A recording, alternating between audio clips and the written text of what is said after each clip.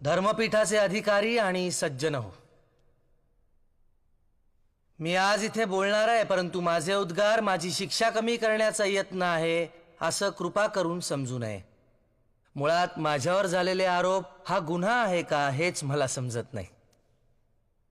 वेदांचा आशय मी माझ्या काव्यातून प्रकट केला हे सत्यच आहे, परंतु तसं करण्यासाठी कुणाची परवानगी घ्यावी लागते हे मला ज्ञात नव्हतं.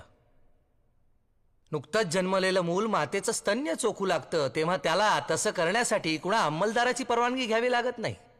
तसंच आणि त्याच निरागसपणे मी वेदांचा अमृतानुभव अंगीकारला आणि प्रसाद म्हणून मी सहजपणे तो वाटूनही टाकला. यात मी काही पाप केलं अशी माझी भावनाच नाही. वेदात उपनिषदात म्हटल्याप्रमाणे आपण सर्वजण जर एकाच ब्रह्मतत्वातून निर्माण झालेलो आहोत आणि शेवटी त्यातच विलय पावणार आहोत, तर मग हा भेदाभेद कशासाठी? अवघी एकाचीच वीण तेथे कैसे भिन्ना भिन्न. कबीर म्हणतो, ब्राह्मण वेगळा असावा असं जर ईश्वराला वाटलं असतं तर त्यानं त्याला जानवं लिहून आणि मुंडन करूनच खाली नसतं का पाठवलं?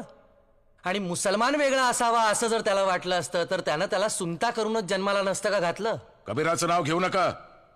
त्याला ना जात ना धर्म. रस्त्याच्या कडेला वाढलेली अनावर सवलात ती. मग ज्ञानदेवांचा दाखला देऊ नको. संन्याशाचं पोर ते. आश्चर्य आहे. ज्ञानदेवांना आणि त्यांच्या भावंडांना बहिष्कृत न करण्याच्या बदल्यात तुम्ही त्यांच्या मातापित्यांना जलसमाधी घ्यायला लावलीत आणि तरीही त्यांच्यावरचा संन्यासाचं पोर हा बट्टा जात नाही. बर, मग पैठणचे एकनाथ महाराज नको. तुम्हाला वेद नको, अद्वैत तत्वज्ञान नको, वारकरी परंपरा नको, मग तुम्हाला हवाय तरी काय? अहो, जिथे अंधार होता तिथे दिवे लावण्याचा आम्हाला अधिकार नाही असं तुम्ही म्हणता, तर मग तुम्ही दिवे लावायचे. आम्ही काय करावं हे तुम्ही सांगू नका. ज्ञान मिळवण्याचा अधिकार प्रत्येकाला आहे.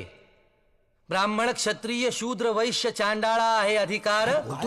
बाळे, नारी, नर आदी करोनी वेश्याही. वेश्याही? हो, वेश्याही. सर्वांना नामसंकीर्तन करण्याचा, परमेश्वराच्या जवळ जाण्याचा अधिकार आहेच. आणि ब्राह्मणांना शिष्य करून घेणे, त्यांच्याकडून पाया पडून घेणे? वारकरी संप्रदायात सगळेच एकमेकांच्या पाया पडतात.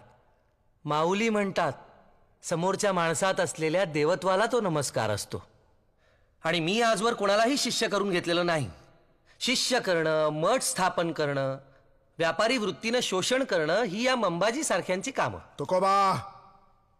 तुकोबा, तुम्ही कितीही बडबड केलीत तरी स्मृती श्रुतीप्रमाणे तुम्ही गुन्हा केलेला आहे. या गुन्ह्याची शिक्षा काय आहे तुम्हाला माहितीये? स्मृती ग्रंथात सावकारी करणाऱ्या, सेवा करणाऱ्या, शेती करणाऱ्या ब्राह्मणांना शूद्र म्हटलंय. हेही तुम्हाला ठाऊक असेलच. एरवी अंत्यजांचा विटाळ